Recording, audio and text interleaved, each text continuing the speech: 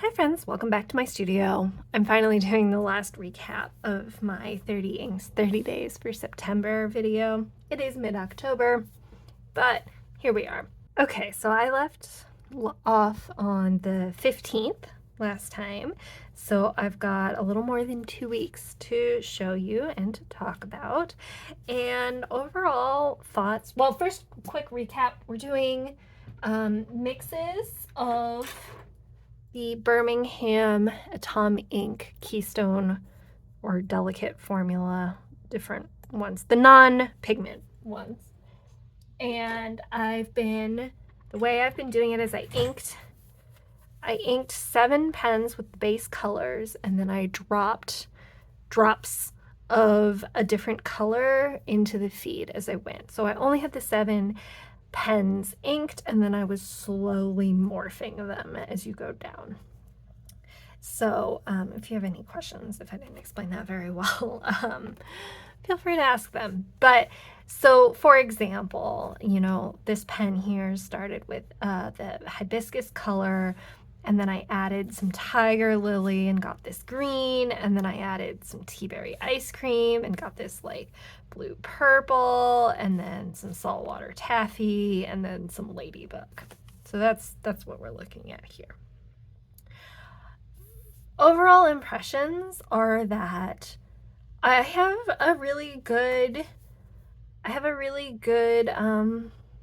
swath of colors available to me. I was a little afraid that my greens and my purples were going to be a little limited because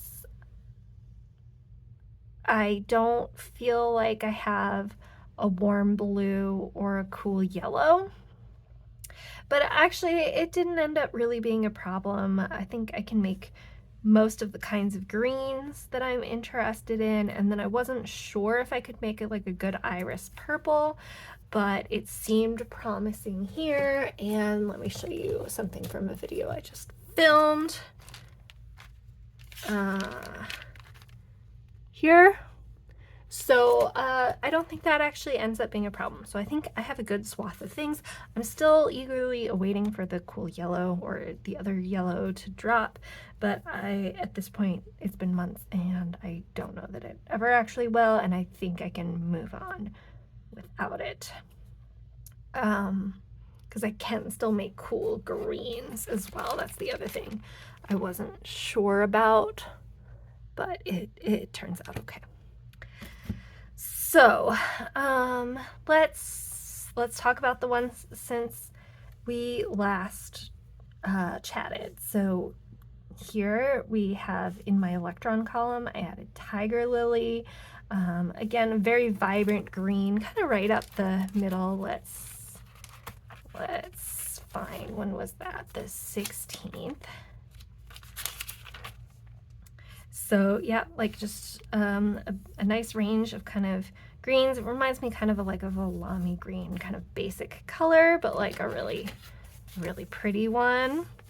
These swatches, by the way, are from when I first added it and at the end of the writing session, because they do change.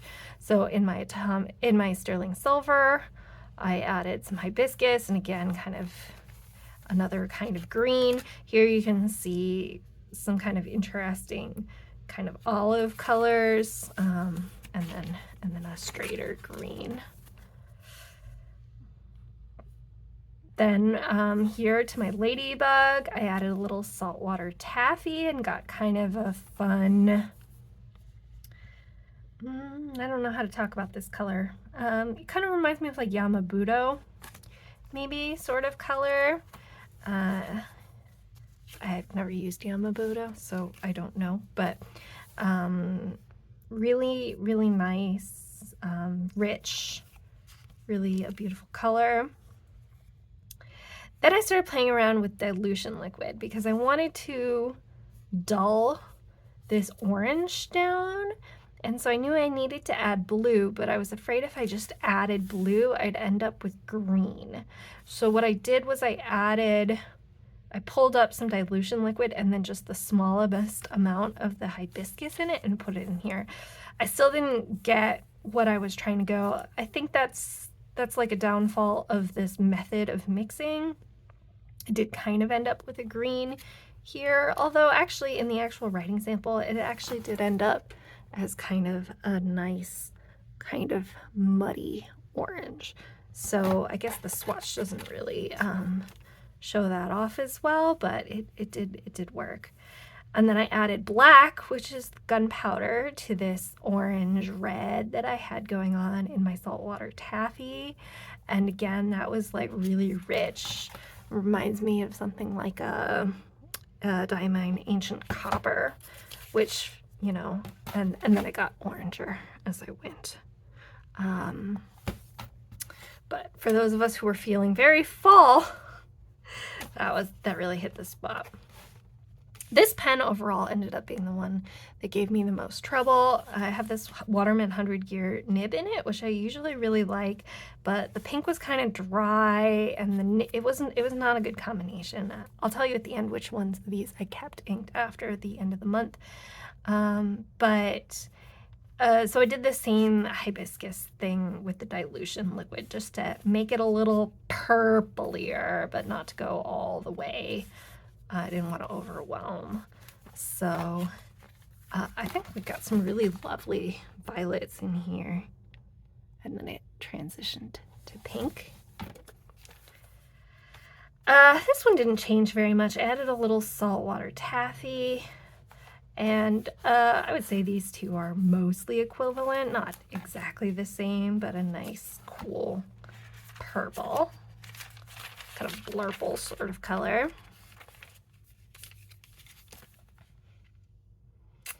Here to Electron, I added some saltwater taffy, again, kind of trying to like tone down the green, neutralize the green, but I overshot it. So you can see that here. I think actually mostly that the Tiger Lily, I think, had worked its way out of the feed, and I was mostly just back at the base color. That's most of what this looks like here, with a little bit of the saltwater taffy in it. This pen ended up being some of the, oh, I'm not in frame. This row ended up being one of my favorites. With the sterling silver, I find sterling silver to be like just a really fun addition to colors. I kind of like that grayish tone, and so here I got this really nice like olive sort of color. The pen and I were not having a good time. I'm gonna have to swap that nib or work on it. It's just a cheap Jinhao that I had painted, but I can swap out the nib. It's just a number 6 nib. But I really enjoyed that color, especially here in the fall. You'll notice I stopped decorating my spreads with stickers, that it became too complicated with all the colors, and we'll get into my mental space for this challenge here in a minute. But here I just added dilution liquid to this color, and it just like lightened it up a little. It reads very red, but you can see how different it still is from the original red. It's got a little blue to it. Really beautiful color. You'll also notice that my journaling entries dropped significantly in length. That is also related. I did a little more. I just did the same thing again, the dilution liquid with hibiscus here in this other one. Again, the swatches here don't look that different, but I got kind of a cool, like a gold kind of color. Obviously not metallic, but sort of a gold kind of shade, which is nice. A little desaturated. Here at the beginning of the month, I was trying to keep my colors fairly saturated and clear, and then because I knew that as I got later in the month they were going to get muddier and muddier, and so yeah, here we are, kind of like a muddy yellow. To the saltwater taffy, I did again the same thing. I guess I was just on a roll here with the dilution liquid and the hibiscus to kind of blue up a little this kind of rust kinds of colors. Day is that? The 27th. Yeah, these are fun. I mean, honestly, I don't know that I hated any of the colors I had all month. Kind of a desaturated red purple here at the beginning, getting more saturated as I journaled on. I added some ladybug to this particular column. Again, this was a column that was just a challenge for me all of the time. I mostly ended up with like a pretty bright pink, although it is different from the pink it started as. I added some red to my purples here and ended up back at kind of warm purple, cool red sort of color. I feel like I've ended up at this color a few times. It just seems to be a place I end up. Pretty, but I was probably ready to stop having that color over and over again. And then the last one was I added black gunpowder to this color here. And somehow it got a little greener. I don't know. It didn't make a huge difference in the writing sample. And it's a very short writing sample. So let's talk about overall thoughts here for a second, and let's break them into a couple different categories. Let's talk about the inks for a minute. I love this. This was such a fun way to get to know all of these. I didn't have a single color that I hated. Truly a delight. The inks work wonderfully, which is great because I have so many of them. This is a real joy, and to be honest with you, I haven't touched any of my actual ink samples since I started this, even, 2 weeks after the challenge has ended. It makes me wonder if I should get rid of all of my ink samples because I'm like not sure that I'm gonna want to use them. I do like having the ink samples because they can be kind of inspiration for things to mix. But maybe I can just get that online, or maybe I can buy ink samples, swatch them, and then move the sample along. So from an ink perspective, love it. From a methodology perspective, in terms of adding things into the feed the way I did, I think it worked great for what I was trying to do.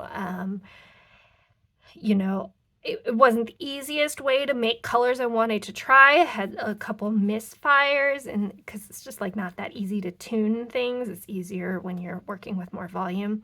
And I have a larger volume ink mixing video I've already filmed that should go up soon, where we're making like 4 ml samples. That's what I was showing you earlier. And I still struggle a little bit with that. So that's coming up. But in terms of methodology for like a 30-day challenge, I think this was the right way to do it. And I was so glad not to have 30 pens to clean afterwards. Like, so happy. And honestly, even with this number of pens inked and the ones I already had inked before September started, it was too many inked pens. I think it was at 10, and I know some people have more, but it was too much. In terms of what I kept inked after the month was over, I kept this Heinz pen with the cursive italic nib on it in this warm, rusty red kind of color. Really enjoying that. I have that in my planner today as the header. It's October. I mean, this is the colors I'm feeling. I kept my Tiger Lily inked pen, the Christmas tea inked. I think it's mostly gone back to its original color, but I love that color, so I'm not upset about it. I kept this Benu, the warm reds inked. This Tea Berry Ice Cream pen was giving me trouble from the beginning. This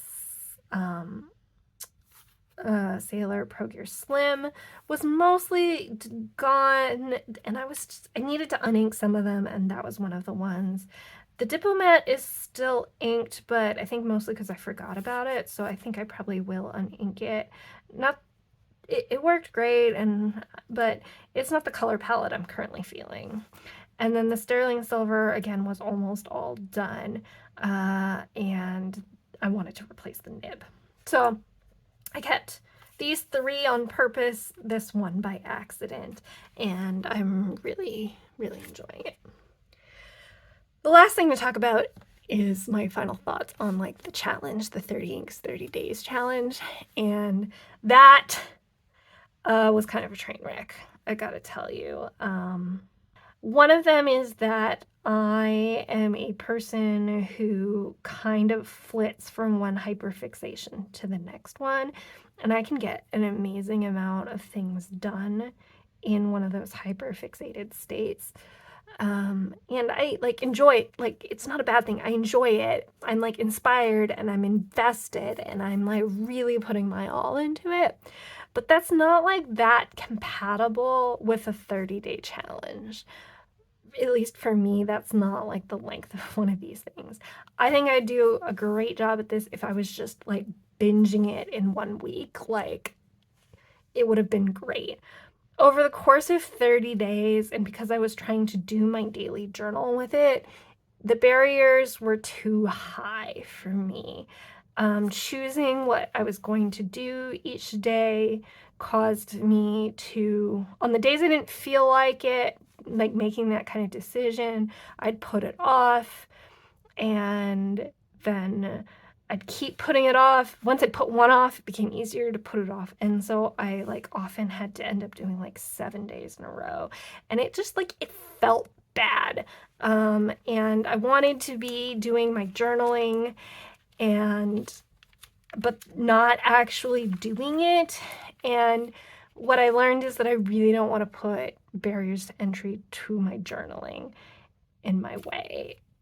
It's a hard enough, I think it's a really valuable practice. It's one that I had good habits about, but as soon as I put barriers on it, it becomes a thing that I like avoid, and then like I really missed it. I needed it and I wasn't doing it, and I really am disappointed about that. And we're now like 14 days into October and I haven't journaled at all since. And, you know, even though I don't have those restrictions in mind anymore, I like got burnt out and I broke my habits, and it's really hard to get back into it.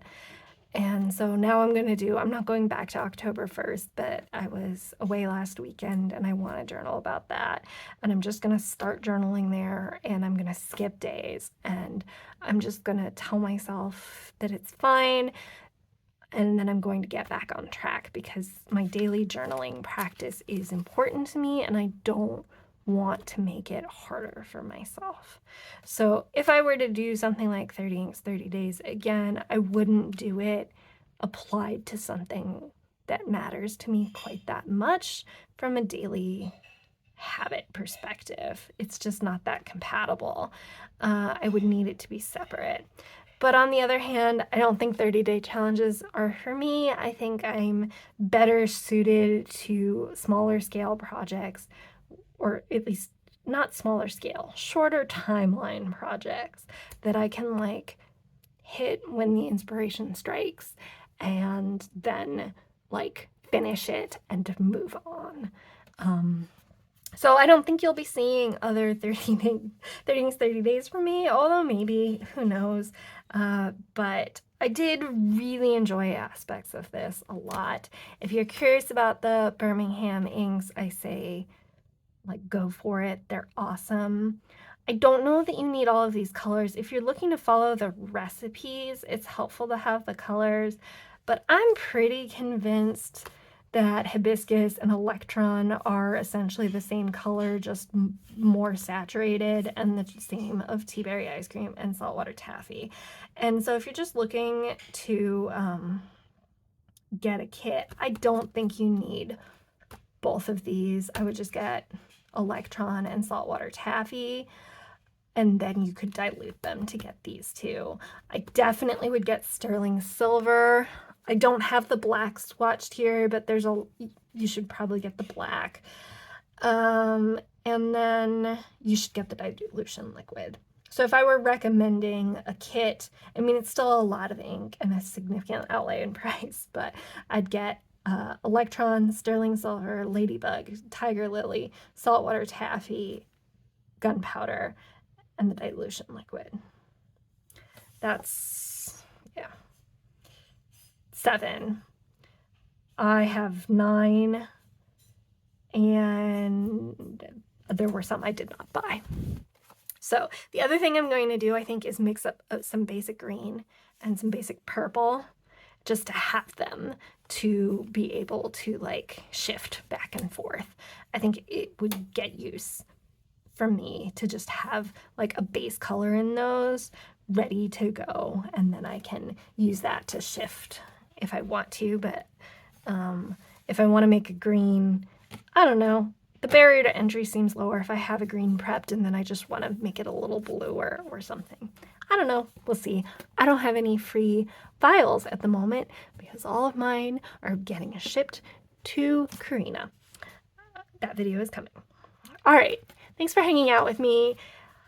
Did you do 30 inks, 30 days? Are you well suited to those kinds of challenges? What have you learned? Am I out here on my own? Like, props to the people who do it, but I also think that some of them have learned some things that I have now learned as well. If you enjoyed this video, please hit the like button. If you enjoyed this video and want to see more from me, hit the subscribe button. There's a link below as well to my Atlas affiliate. If you find yourself buying from Atlas and want to support my channel, I very much appreciate it. I realize that I don't really talk on this channel a lot about things that can be bought from Atlas because I like to talk about things that I don't feel like other people are talking about, and to a certain extent that kind of precludes some of that. But it means a lot when you do use that link. A couple of you have, and I really appreciate it. All right, bye friends.